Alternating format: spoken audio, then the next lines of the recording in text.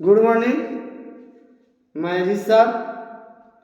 आज मैं आप लोगों को एक छोटी सी कहानी बताने जा रहा हूँ, जिस कहानी का नाम है स्वर्ग की सैर।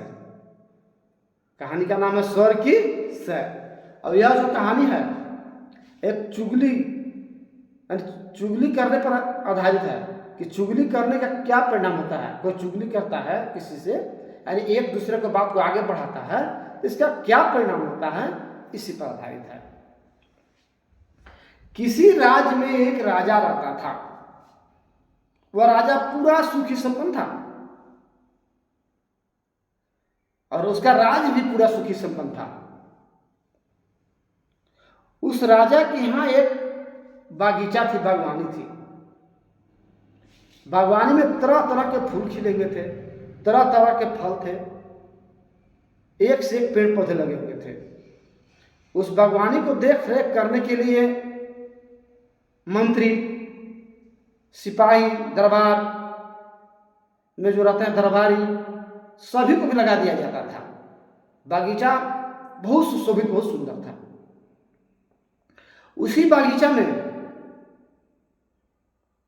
एक स्वर्ग से हाथी आता था प्रतिदिन, और जो कि उस बागीचा को चढ़ करके चला जाता था। सब लोग पहरा देते रहते थे, फिर भी वह स्वर्ग से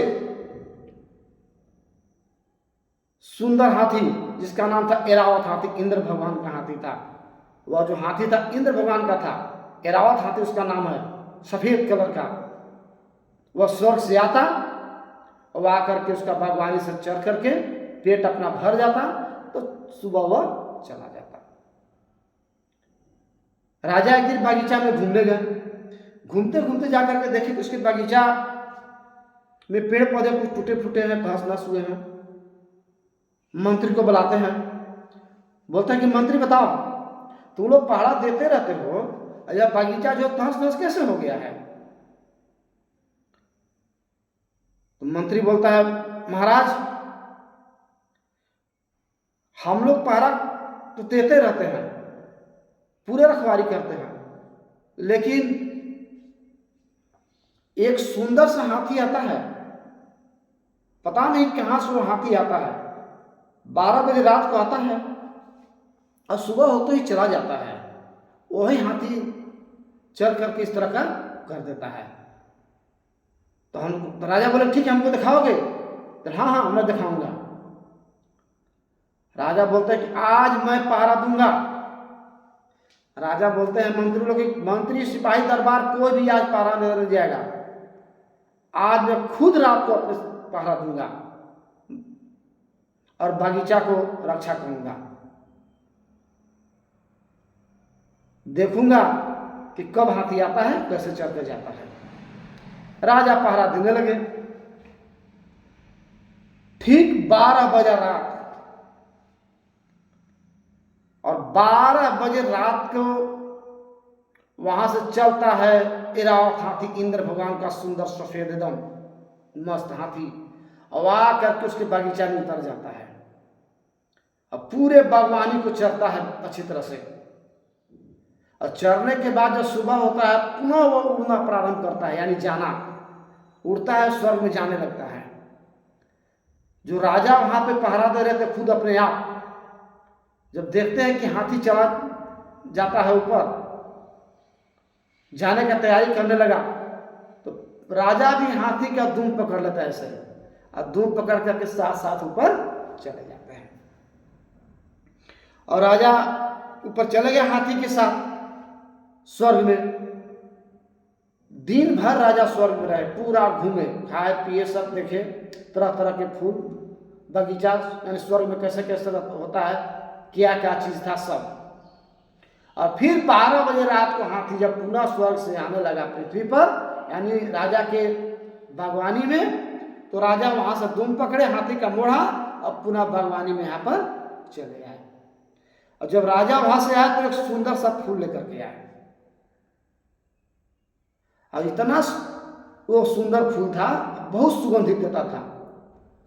वो फूल लेकर के आए, और आने के बाद अपने रानी के कक्ष में गए, अपने रूम में गए जहाँ रानी थी, और ले जाकर के बेड पर फूल को रख दिए। और रखने के बाद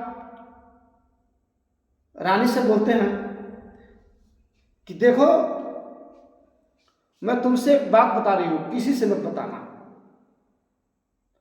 तो रानी बोलती है ठीक है बताइए, मैं किसी से नहीं बोलूंगी। तो मैं बता रहा हूं, ध्यान से सुनना, कि हमारे यहां एक स्वर्ग से सुंदर हाथी आता है जिसका नाम है एरावत हाथी, इंद्र भगवान का हाथी है। अब 12 बजे रात को आता है और सुबह जब होता है 4-5 बजता है भोर, तो हाथी चला जाता है। तो मैं उसी का दूध पकड़ कर स्वर्ग में गया था और दिन भर में वहां था। अब पुनः 12 बजे मैं आया हूं, और ये जो फूल है वह स्वर्ग का फूल है, कि कितना सुंदर और कितना सुशोभित है। देखो, ये तुम्हारे भेंट के लिए मैं लेकर के आया हूं, उपहार में है। रानी कहती है ठीक है, मैं किसी से नहीं बताऊंगी। और ये बात होने के बाद राजा दरबार में चले जाते हैं। अब अगले दिन क्या होता है, रानी अपने बेड में ही पर यानी कक्ष में फूल को रख देती है और भी काम करने लगती है। कुछ रानी की सखियां आती हैं। तो देखिए, स्त्री लोग का एक काम जरूर होता है कि कोई भी आए उन लोग घर में डायरेक्ट घुसा देंगे। सोच समझ के काम करना चाहिए, किसी को घर में डायरेक्ट नहीं ले जाना चाहिए। सखी हो, सहेली हो, कोई भी हो, वो लोग डायरेक्ट घर में ले जाएंगे कि चलिए हमारे अपना आदमी है। आई सखियां, अब रानी जो है सो डायरेक्ट अपना कक्ष में ले गई और ले जाकर के बैठा दी। और जब कक्ष में बैठा दी तो फूल बहुत सुशोभित हो रहा था, कक्ष उसका, और बहुत सुगंधित निकल रहा था। तो सखिया कहते हैं रानी, सखी ये इतना सुंदर फूल कहाँ से लाए हैं, और बहुत सुगंध दे रहा है। तो रानी कहती है सखी से, ए सखी केकरो नहीं ना बताएगी, मैं बता रही हूं। तो कहते ना ना, मैं किसी को नहीं बताऊंगी। तो देखो, हमारे पतिदेव जी हैं, यानी राजा जी, जो राजा हैं, स्वर्ग में जाते हैं प्रतिदिन। एक इरावत हाथी आता है, 12 बजे रात को आता है, अब भोर में जाता है, दिन भर वह रहते हैं और फिर रात को वापस चले जाते हैं। कि वहीं से स्वर्ग का जो है फूल है इतना सुंदर, स्वर्ग से ही लाए हैं। तो सखिया कही कि सच में जाते हैं सखी? हाँ सखी, सच में जाते हैं। अब रानी को जो सखी थी गई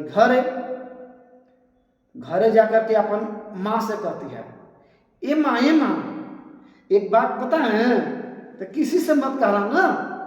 बोले कि ना ना, किसी से नहीं कहेंगे। बोलो ना बेटी, क्या बात है? क्या बताऊं माँ, रानी जो है ना, यानी हमारी सखी, उनके पति देव जी हैं राजा जी, स्वर्ग में रोज जाते हैं। एक एरावत हाथी सुंदर आता है, स्वर्ग की सैर करते हैं, वहीं से बहुत सुंदर फूल लाए हैं, इतना सुशोभित है, रूम का कर रहा है और बहुत सुगंध दे रहा है। अब जो सखी के माँ से जो थी उससे कही सखी ना, अब सखी को माँ जो थी अपने माँ से कही, ये माँ जानती हो, एक बहुत बड़ा कहानी है कि हमारे जो बेटी है, अब बेटी की सहेली है, सखी हैं, उनके पति जो हैं स्वर्ग में जाते हैं प्रतिदिन, और वहां से एक बहुत बड़ा अब बहुत सुंदर सुशोभित फूल लाए हैं, जो कि पूरा रूम सुशोभित हो रहा है और सुगंधित हो रहा है। अब वो जो उठती है अपने सखी से कहती है, ए अपने सखी से कहते हैं, इस तरह कहते कहते पूरा गांव में फैल गया। और राजा कुछ नहीं जान रहे हैं ये सब बात क्या हो रहा है, पूरा गांव में फैल गया। अब एक बार की बात है कि सारे गांव के लोग प्लान बनाए कि आज हम लोग भी स्वर्ग की सैर करेंगे। इसलिए कि धीरे धीरे तो चारों तरफ बात फैल गई, सब कुछ प्लान बनाया कि आज हम लोग भी स्वर्ग की सैर करेंगे। तैयार हुए पूरा स्वर्ग की सैर करने के लिए। ठीक 12 बजे रात एरावत हाथी आया, आकर के चरने लगा, और गांव के जितने भी लोग थे सब आस्था छुप गए। राजा कुछ भी नहीं जान रहे हैं, कि क्या होने वाला है। सब आसपास छूट गए। 12 बजे रात हाथी आया, चढ़ करके जाने लगा। राजा हाथी को धुन पकड़ लिए जाने के लिए, और उसके नीचे पूरा गांव वाले एक के नीचे एक, एक के नीचे एक, एक के नीचे एक करके पूरा पकड़ लिया पैर। यानी सबसे ऊपर राजा, राजा के ऊपर और राजा के ऊपर हाथी था जो धुन पकड़े थे, और राजा के नीचे एक और आदमी, और उसका पैर एक और पकड़ा, उसका पैर एक और पकड़ा। ऐसे पकड़ते पकड़ते पूरा स्वर्ग में सीढ़ी जैसा ऐसे बन गया, पूरा एकदम सारा आदमी पैर पकड़ लिए। हाथी उड़ने लगा, उड़ करके हाथी जाने लगा, और सबको बारी बारी बारी बारी से करके एक करके पूरा पैर पकड़ लिए एक दूसरे को। पहले राजा को कोई पकड़ा, फिर जो राजा को पकड़ा था उसको नीचे पकड़ा, फिर जो नीचे पकड़ा था उसका नीचे पकड़ा, यानी सीढ़ी बन गया पूरा। अब जो सबसे नीचे था वो हुरता है। अरे भाई पूछो ना कि ऊपर में वहां स्वर्ग में कितना बड़ा बड़ा नारियल होता है, राजा से पूछो ना। वो होता है दूसरका के, दूसरका होता है तीसरा के, तीसरका होता है चौथा के, चौथा होता है पांचवा के, ऐसे करते करते राजा तक पहुंच जाता है। तो जब राजा को जो पैर पकड़ लेता वो हुआ राजा के, कहा कि राजा जी आप बताइए ना स्वर्ग में कितना बड़ा बड़ा नारियल होता है। अब राजा जी कह रहे हैं, यानी जो राजा थे, अरे भाई चलो ना तुम लोग वहां देख लेना ये कितना बड़ा नारियल होता है। तो नीचे वाला बोल, जो राजा के नीचे था वो बोला नीचे वाला के, अरे राजा कह रहे कि चलो वही देख लेना ना। फिर इसे कहते कहते बाप नीचे आया। अब नीचे वाला था फिर हुआ कि नहीं अभी बताओ कि कितना बड़ा नारियल होता है। हुआ अरे कितना बड़ा नारियल होता है, नीचे हुआ उसको हुआ कितना बड़ा नारियल होता है। ऐसे ही होते होते राजा के पास पहुंच गया। अब राजा अकबका करके क्या करते हैं, इतना बड़ा नारियल होता है, और जैसे ही करते हैं इतना बड़ा नारियल, अब हाथ छूटता है, सारे लोग पृथ्वी पर धड़ाम से गिरते हैं और सबका कहानी समाप्त हो जाती है। ये होता है चुगली का परिणाम। इस तरह चुगली नहीं करनी चाहिए। जो बात जहां हुआ उस बात को उसी जगह खत्म कर देनी चाहिए। तो इससे मैं आप लोग को यही बताना चाहता हूं कि आप लोग या हम सब कोई भी हो, चुगली कृपया न करें। चुगली करने का ही परिणाम होता है। धन्यवाद।